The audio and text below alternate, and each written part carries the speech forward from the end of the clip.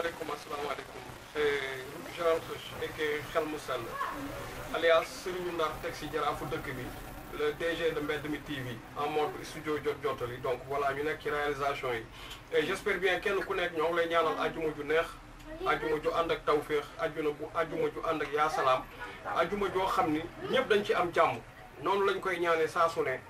noonu lañ koy yéene nit ñi saa su ne noonu la ñu bëgg kenn ku nekk am kër. alors bii nag mooy seen rubrique mooy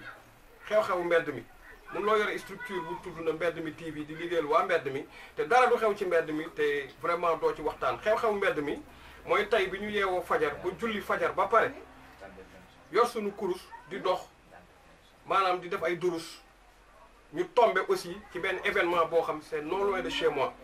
sama koñ la xewee te aussi tamit ki ka def dama ko xam booy la ci man soxlawul may wax turam je vais pas dire son nom parce que nekkuñu fi di ŋaañi kenn mais c'est que c'est déplorable juste c'est des actes yoo xam ni ñun duñ ko rafetlu parce que àdduna il faut que tamit jeunes yi ñuy taataan seen xel il faut que tam jeunes yi ñuy xoolaat seen xel bu baax a baax alalu àdduna jarul yenn yi bëgg jarul yenn yi parce que booy boobu yàgg naa ko wax ba tey ni que boo nekkee ndaw jàngal alxuraan jàngal école jàngal àdduna nga moytu yenn yi jeune warul am bëgg-bëgg ba mu jaral ko yenn yi lu mu def parce que booy bi actuellement ki muy génnal sax kooku mën naa ni moroomu yaayam la même bu dee nasaraan lan mooy nasaraan luy tubaab c'est pas tout ce qui brille qui est de l'or il faut que tamit booy yi ñu yeewu bu baax a baax c'est valable aussi pour Mr Dams bii nekk di stage ci man ak Mr Lazi ak Kaw Seydou ak équipe bu Mbedd mi TV te tout le temps ñun dañ ci wax dañ ci bàyyi xel nasaraan mooy lan nga xëy suba gis benn tubaab bu jógee fële xamoo ndax dafa am feebar xamoo ndax tubaab bu dof la te effectivement italien boobu ñu bëri ñoo xam ne xam nañ ko ci koñ bi nee nañ ko bëri problème day crise day yooxu te encore chaque jour mu ànd ak kenn te ay xale kese la koy seqal kon kooku lu mu day gigolo boo nekkee xale nag da ngay xool lu logique nga koy def nga bàyyi rôle gigolo il faut pas dire que ni rek woy tubaab bi moo yor sama wërsëg mooy sama avenir yàlla moo yor wërsëg moo yor avenir yàlla mooy maye mooy xañe dañ leen gëm yàlla te nekk nit booy bi plusieurs fois yàgg naa ko daan naa ko tooñ sa naan ko bàyyi sa moroomu yaay bi nit da ngay moytu sa moroomu yaay alors tey fan la mujjee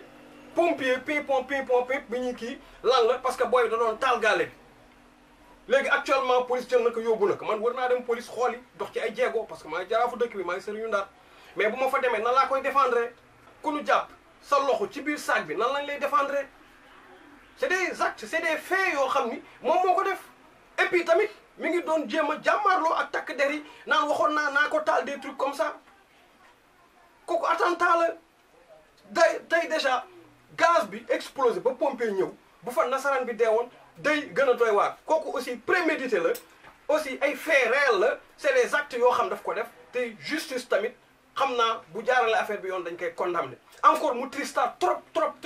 un jeune plein d'avenir un jeune intelligent je le connais un jeune boo xam ni yow say famille manqué wuñu dara nga xëy suba bàyyi sa kër pap sa kër yaay taxawaal nekk ci mbedd mi xëy suba tombé ci benn tubaab boo xam ni sagaru tubaab la tubaab ba ngay xam yaa ngi gis chaque jour mu ànd ak sa benn morom chaque jour mën na la jox feebar jàngoro bon bi maladie sexuellement transmissible sida mën nga ko ci am mën nga ci am syphilis mën nga ci am lu ne ba pare muy tubaab boo xam xamoo fu mu jógee xamoo ndax reykatu nit la xamoo ndax drogué la sax parce que du lucide mukk waa koñ bi yëpp loolu la ñu wax chaque jour saa yu mandé bu ñëwee du mën tijji buntu këram fa lay nekk di jooy ba daanu ñoom ñu ñëw dimbali ko yow ngay jeune bu ndaw war a régler sa avenir am soxna soo xam ne moom nga maaseel mu jural sa njaboot ngay jouer rôle gigolo encore une fois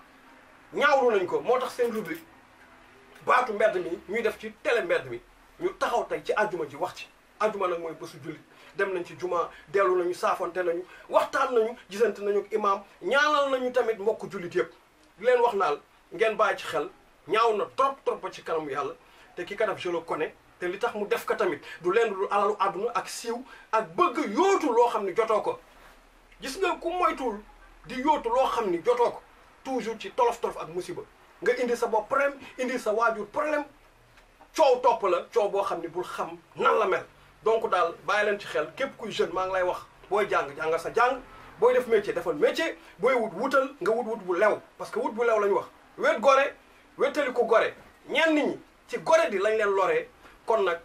seen chroniqueur la Mr Général Kheuch aka Xel mu Sell alias Serigne Ndar coordonnateur général du mouvement jeunesse Xel mu Sell teg ci jaraafu dëkk bi borom sell maa noot dina wax asalaamaaleykum wa rahmatullah bless